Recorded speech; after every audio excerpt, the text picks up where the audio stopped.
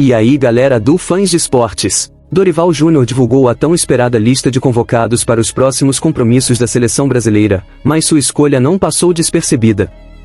Nomes como Casagrande e Thiago Leifert fizeram críticas duras à convocação, levantando questionamentos sobre as decisões do treinador. O treinador da seleção brasileira também se deparou com duas perguntas bem controversas. A primeira tocava no ponto da ausência de Neymar, um tema delicado, já que o craque está prestes a completar um ano fora dos gramados, e os resultados da seleção em 2024 foram desastrosos.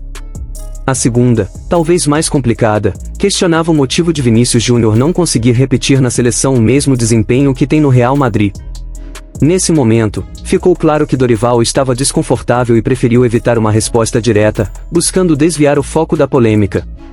Então, fica com a gente até o fim, porque vamos detalhar todas as críticas e mostrar os jogadores escolhidos para representar o Brasil nos próximos jogos. E claro, sua opinião é essencial. Você concorda com as críticas feitas ao técnico Dorival Júnior?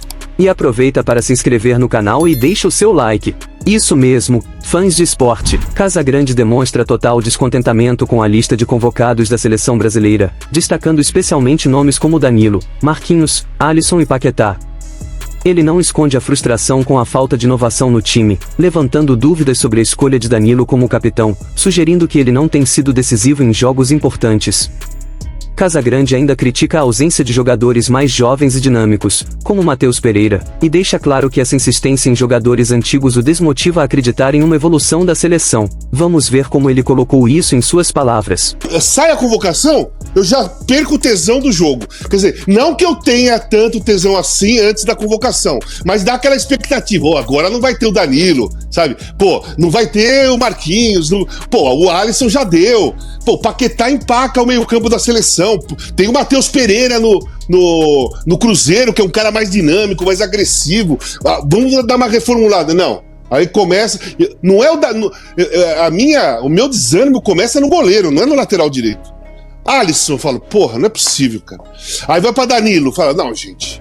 Tá, aí que você começa a pensar o seguinte: por quê? Eu quero saber assim. Qual o motivo do Danilo ser cadeira cativa e capitão da seleção brasileira? Qual o motivo? Eu faço uma pergunta para quem estiver assistindo, vendo a gente conversar aqui. Me fale qual foi a grande partida que o Danilo fez desde quando ele chegou na seleção brasileira, desde a primeira convocação. Partida importante. Partidas que são decisivas, partidas que precisam de imposição. Qual foi? Nenhuma. Ele vira capitão por quê? Qual o histórico? Só porque tá mais tempo? Mais tempo não significa que o cara tenha mais liderança ou que tenha mais experiência de seleção brasileira. Então o Danilo, pra mim, já não deveria ser convocado mais. O Marquinhos, eu acho que já deu também. E o Alisson, eu acho que já deu também.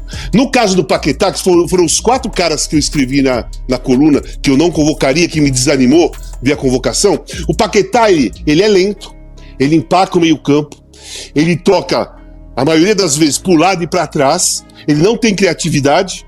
Thiago Leifert demonstra frustração com as escolhas repetitivas nas convocações da seleção brasileira, especialmente no meio de campo, onde ele acredita que a renovação é essencial. Ele aponta que jogadores como Gerson continuam sendo chamados, apesar de não ver justificativa para isso. Além disso, Leifert questiona a convocação de Danilo, destacando seu desempenho abaixo do esperado, e também levanta dúvidas sobre a presença de Martinelli na lista de atacantes. Por outro lado, ele reconhece que algumas escolhas, como a convocação de Savinho, fazem sentido, mas enfatiza que o grande problema da seleção é a falta de novas opções no meio de campo, o que compromete a capacidade do time de transformar a posse de bola em oportunidades de gol. Não gostei, não tô feliz, não acho que vai resolver. Meu grande problema com a seleção brasileira é o meio de campo da seleção, como a gente já conversou algumas vezes. Ele falou em transformar, em determinado momento ele fala sobre transformar o volume de jogo em chances de gol, né? Cara, isso é o meio campo, isso é a definição de um meio de campo. Ele fala sobre pegar essa posse de bola que o Brasil tem e transformar em chance de gol. É o meio de campo, mas o meio de campo é o lugar onde ele menos mexe. Ele convoca sempre os mesmos caras, e assim, não pode convocar o Gerson dessa vez, não pode, não tem por que convocar o Gerson, não vejo motivo. Estevão ficou de fora e ele continua convocando os mesmos caras. Eu gosto do Danilo, mas eu acho que não dá mais. Ele não fez boas partidas, não dá para insistir nele lá na defesa. E no meio-campo eu não vejo por que chamar o Gerson. Eu não consigo mais entender qual é a ideia dele. E aí ele leva um monte de atacante. Não entendo a convocação do Martinelli. Gosto também, é jogador do Arsenal, mas não entendo a convocação do Martinelli. Entendo a do Igor Jesus. Não entendo a do Luiz Henrique mais. E entendo a volta do Savinho, que está jogando bem lá no City. Mas eu não gosto. Eu acho que tem que chamar mais gente para o meio de campo. Se você quiser arriscar alguma coisa, na minha opinião, a gente precisava arriscar um 10.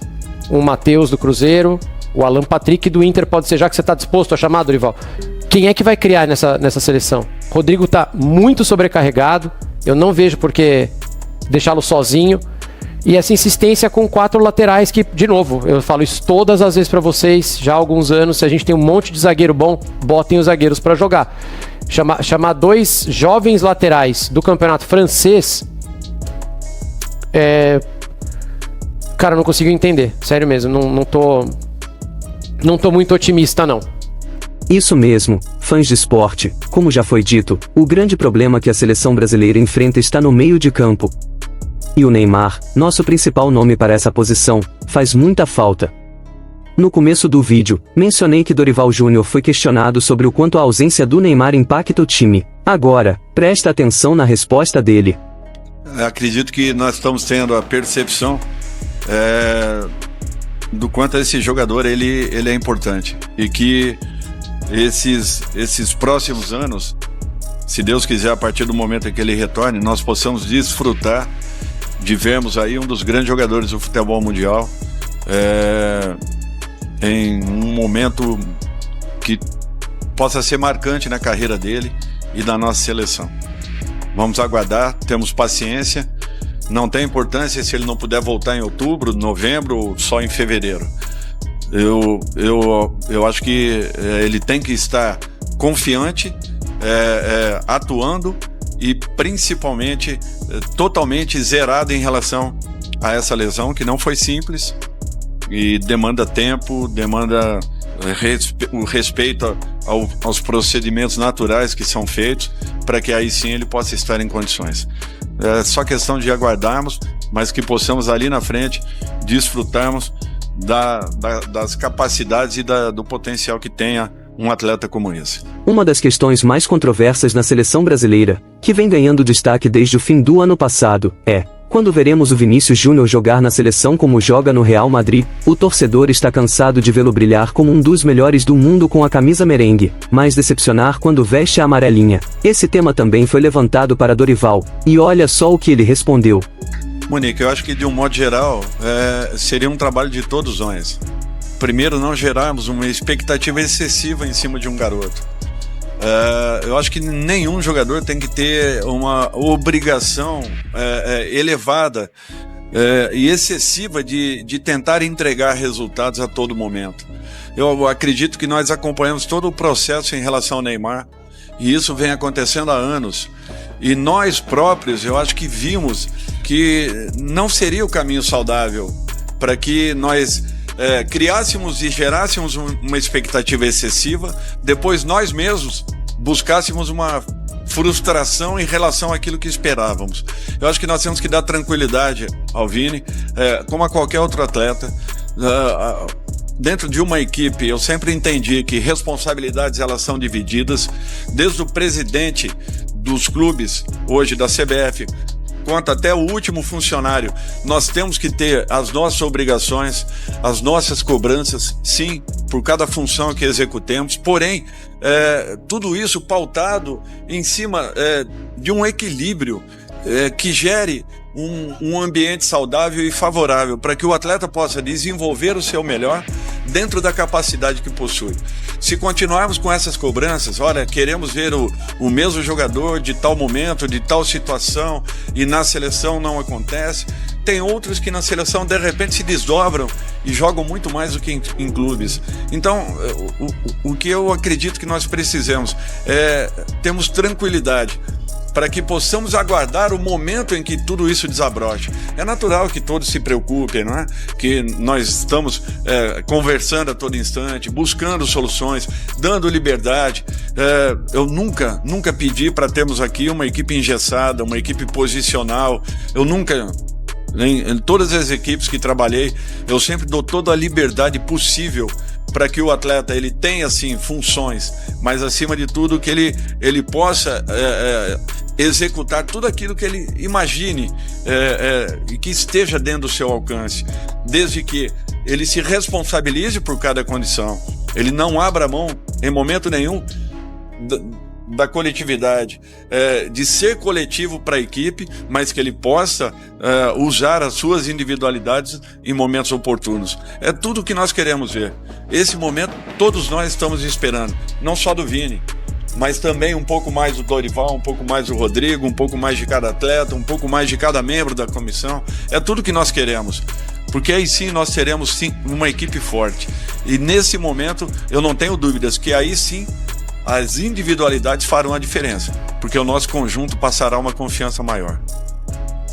Como deu para perceber, Dorival preferiu sair pela tangente, dizendo que a equipe precisa ser avaliada como um todo e que a pressão não pode cair sobre um único jogador. No entanto, por mais que ele tente desviar, a realidade é clara: o desempenho do Vini com a camisa da seleção até agora tem sido uma grande decepção. Em 35 partidas, ele marcou apenas 5 gols, números muito abaixo do que ele apresenta no Real Madrid. Vale lembrar que estamos falando de um dos principais favoritos para ganhar a Bola de Ouro no dia 28 de outubro. E conforme prometido, aqui está a lista oficial dos convocados. Veja todos os nomes: Alisson, do Liverpool; Bento, do Al Nassr; Ederson, do Manchester City; Danilo, do Juventus; Wanderson, do Mônaco; Abner, do Lyon; Guilherme Arana, do Atlético Mineiro; Bremer, do Juventus; Éder Militão, do Real Madrid; Gabriel Magalhães, do Arsenal; Marquinhos, do PSG; André, Wolverhampton; Bruno Guimarães, Newcastle; Gerson, Flamengo; Lucas Paquetá, West Ham; Rodrigo, Real Madrid; Endrick, Real Madrid; Igor Jesus, do Botafogo; Gabriel Martinelli, do Arsenal; Luiz Henrique, do Botafogo; Rafinha, do Barcelona; Savinho, do Manchester City; e Vinícius Júnior, do Real Madrid. E aí, fãs de esporte, agora quero saber de você que assistiu o vídeo até aqui: será que Vinícius Júnior vai conseguir mostrar na seleção brasileira o futebol brilhante que o levou ao topo do mundo em 2024? Ou o peso da camisa da seleção está impedindo que ele jogue com a mesma liberdade? Talvez Neymar continue sendo o único jogador capaz de realmente fazer a diferença e assumir a responsabilidade nos momentos decisivos. Mas será que o problema é só dos jogadores? Casagrande e Thiago Leifert acreditam que a convocação em si já desanima, pois o time carece de inspiração e energia. E quanto a Dorival Júnior, que deveria ser o responsável por extrair o máximo de um elenco cheio de talento individual, mas não consegue fazer o time funcionar coletivamente. Isso levanta a questão: o problema é a falta de estrutura tática ou é mais sobre a atitude dos jogadores? Rodrigo, por exemplo, é um dos raros jogadores que assume o protagonismo e parte para cima em busca de fazer algo diferente. Por outro lado, alguns nomes convocados parecem não ter mais espaço na seleção. Danilo, por exemplo, talvez já tenha passado da sua melhor fase. E o Paquetá, embora envolvido em uma investigação, o maior problema é que seu desempenho na seleção não corresponde às expectativas. Dorival insiste em certos jogadores que não trazem a mudança que o time precisa. A pressão aumenta: se o Brasil não vencer os próximos 2 jogos das eliminatórias, isso pode custar o cargo do técnico. E você? O que pensa sobre isso? Sua opinião é importante, então deixe seu comentário. E se você não viu o bate-boca ao vivo entre Neto e Souza, vou deixar o link para o vídeo aparecendo agora na tela. Vale muito a pena conferir. E não se esqueça de se inscrever no canal e deixar bastante like neste vídeo. Que Deus te abençoe e até a próxima!